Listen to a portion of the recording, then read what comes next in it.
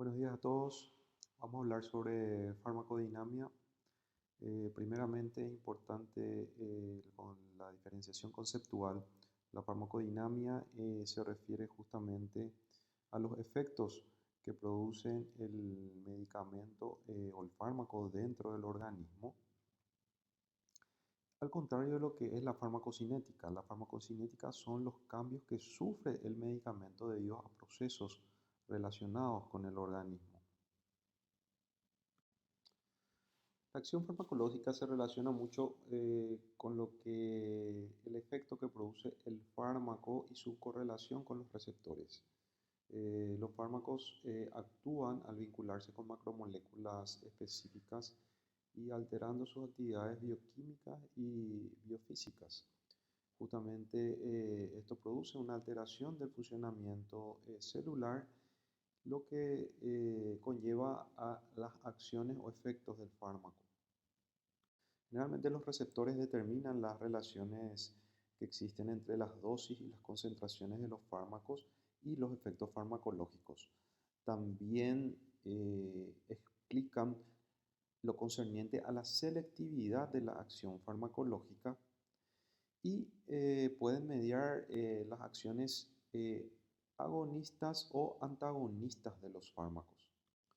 Con respecto a los receptores, uno de los puntos importantes, tenemos que saber que si bien se localizan en la mayoría de los casos en la superficie celular, también pueden ubicarse en compartimientos intracelulares como en el núcleo, por ejemplo los receptores esteroides. Y tenemos que saber que una parte importante de los mismos está constituido por proteínas. Podríamos citar a tres subtipos como las proteínas estructurales, las proteínas transportadoras y las enzimas. En este cuadro podemos ejemplificar los diferentes tipos de receptores, como por ejemplo, en primer lugar, los más abundantes, los receptores ligados, acoplados a las proteínas G. Dentro de los mismos podemos citar a los receptores adrenérgicos y colinérgicos. Por ejemplo, los receptores adrenérgicos eh, son diana de fármacos como la dobutamina, la epinefrina, la norepinefrina, que justamente actúan sobre estos receptores.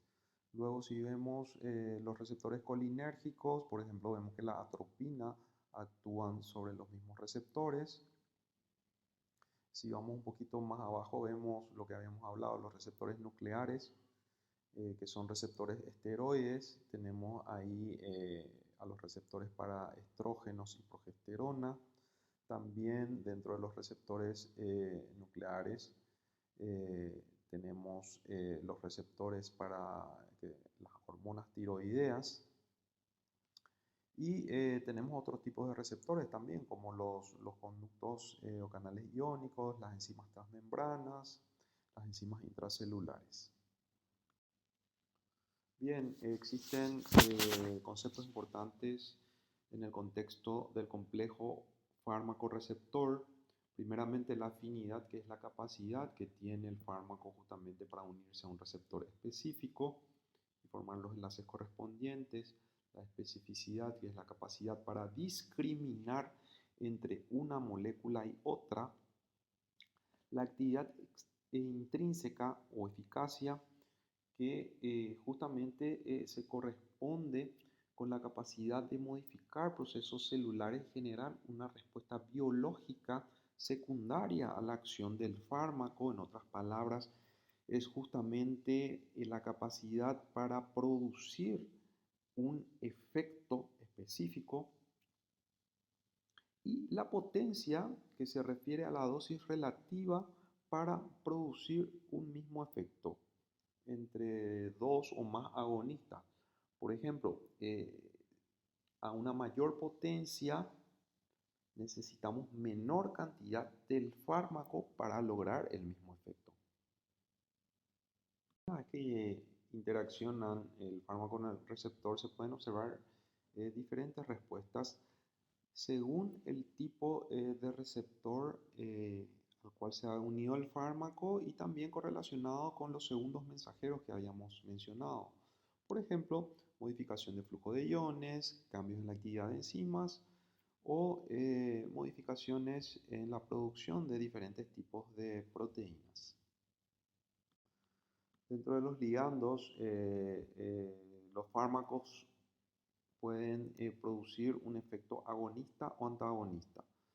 A grandes rasgos, los agonistas desencadenan una respuesta, los antagonistas no desencadenan ninguna respuesta. Dentro de los fármacos agonistas, de acuerdo al tipo de respuesta que desencadenan, pueden clasificarse en puros, que desencadenan una respuesta máxima, agonistas parciales, que desencadenan una respuesta parcial, pero que no llegan al efecto máximo, y los agonistas inversos, que desencadenan una respuesta inversa al agonista puro. Los antagonistas, como habíamos referido, bloquean el receptor y hacen que no se desencadene ninguna respuesta. Los mismos pueden ser competitivos y no competitivos. El antagonismo puede ser de tipo competitivo y no competitivo. Dentro de los antagonistas tenemos a los competitivos y los no competitivos. Los competitivos, como su nombre lo dice, compiten con los agonistas de acuerdo a la concentración. Entonces ejercen su efecto por competencia. Cuando hay muchos antagonistas competitivos, entonces bloquean el receptor. Si justamente hay muchos agonistas, entonces pueden desplazar al antagonista competitivo. Sin embargo, el antagonista no competitivo actúa en un sitio diferente al receptor y ejerce su efecto ahí, en ese sitio, sin estar influenciado por la concentración del agonista. La curva dosis-efecto justamente evidencia el comportamiento de la dosis de un fármaco y la respuesta farmacológica. Generalmente para que se obtenga una respuesta, un efecto, necesitamos saturar los receptores, o sea, necesitamos una concentración elevada del medicamento para que se vayan saturando los receptores y puedan posteriormente producir un incremento gradual de la respuesta hasta que llega a un cierto punto en el cual tenemos saturados la mayoría de los receptores y tan solo necesitamos pequeñas variaciones de concentraciones para justamente permitir que el efecto sea sostenido. Es importante conocer las definiciones con respecto a las dosis. La dosis máxima es la mayor cantidad que puede ser tolerada sin tener efectos tóxicos. La dosis mínima del fármaco es la dosis en la cual empiezan a ocurrir los efectos terapéuticos. La dosis terapéutica es la dosis comprendida entre la dosis máxima y la mínima. La dosis efectiva E50 es la dosis que produce el efecto terapéutico en el 50% de la población. En esta figura podemos evidenciar el comportamiento de 4 fármacos diferentes con diferentes dosis efectivas 50, en los cuales se evidencia que el fármaco con menor dosis efectiva 50 es el que tiene mayor potencia. O sea, el fármaco más potente es el que necesita menor dosis para producir el efecto correspondiente. En este gráfico podemos observar justamente el efecto de un agonista puro, que es la curva A, el cual tiene un efecto total. El agonista parcial, que tiene un efecto justamente, como su nombre lo dice, parcial. Y el antagonista, que no produce efecto cuando se une al receptor. Bien, los conceptos de índice terapéutico y margen terapéutico están correlacionados con el margen de seguridad del fármaco. El índice terapéutico es la relación entre la dosis efectiva y la dosis letal. Por ejemplo, si el índice terapéutico es muy pequeño, eso significa de que la dosis efectiva y la dosis letal están muy cercas. O sea, el fármaco no es seguro, porque si me excedo un poco más de mi dosis terapéutica efectiva, entonces ya puedo llegar a una dosis letal.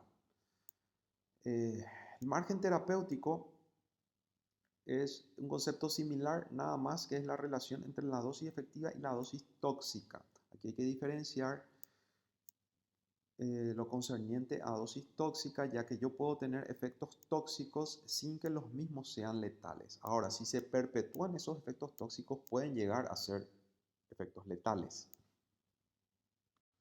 Bien, hay muchos factores, muchas variables que pueden justamente influir en la acción de los medicamentos que posteriormente pueden impedir que nosotros tengamos el efecto deseado. Desde eh, la mala prescripción de los medicamentos, por ejemplo, si yo le prescribo una dosis inferior a la adecuada, entonces no vamos a obtener el efecto deseado en el paciente. Pasando esto por justamente errores en el cumplimiento terapéutico que dependen del paciente, que se salta las dosis o no consumen la dosis adecuada, las variables interindividuales, los factores genéticos que pueden modificar, las alteraciones en el metabolismo, en la excreción, que pueden ser variables de un paciente al otro. Por ejemplo, hay que considerar un paciente con una insuficiencia renal o una insuficiencia hepática, o que está tomando un tipo de medicamento que puede interactuar con el medicamento que le estamos indicando, y todo eso justamente puede producir una alteración en la acción del medicamento que estamos indicando.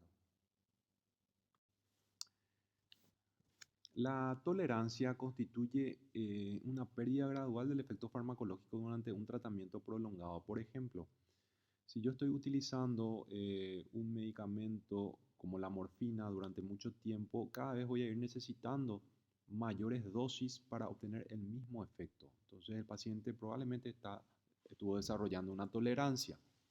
La taquifilaxia constituye una disminución gradual del efecto también cuando el fármaco se administra en forma continua o repetida, pero en un periodo corto de tiempo. Es una tolerancia aguda que se desarrolla a un fármaco. La diferencia con la tolerancia es que la tolerancia se da durante un tratamiento prolongado, la taquifilaxia se da durante un tratamiento corto, que puede ser inclusive de horas. La idiosincrasia constituye una respuesta típica al fármaco que está siendo utilizado en las dosis adecuadas. Entonces, una respuesta que no es esperada en dicho fármaco, a pesar de utilizar las dosis recomendadas. La intolerancia justamente es una respuesta exagerada del fármaco a una dosis habitual. La hipersensibilidad está relacionada con una respuesta inmunitaria excesiva al fármaco. La alergia es un tipo de hipersensibilidad que está mediada por la IgE, y la anafilaxia es una reacción alérgica grave. Bien, para terminar, vamos a repasar los últimos conceptos para diferenciar el efecto colateral del fármaco, que es justamente un efecto, una consecuencia no buscada, que forma parte de la propia acción del fármaco, como por ejemplo, si administro un fármaco anticolinérgico, produce sequedad de boca. Entonces ese es un efecto que justamente yo no estoy buscando, pero es inherente al fármaco. El efecto secundario también es una manifestación no buscada, pero surge como consecuencia de la acción del fármaco, pero no forma parte de su propia acción, como por ejemplo al utilizar un diurético como la furosemida, entonces puede producirse una hipopotasemia porque se favorece la eliminación de potasio. Y la reacción adversa es un efecto no buscado, indeseable, y que constituyen justamente un perjuicio para el paciente. Es un efecto que puede ser muy desagradable.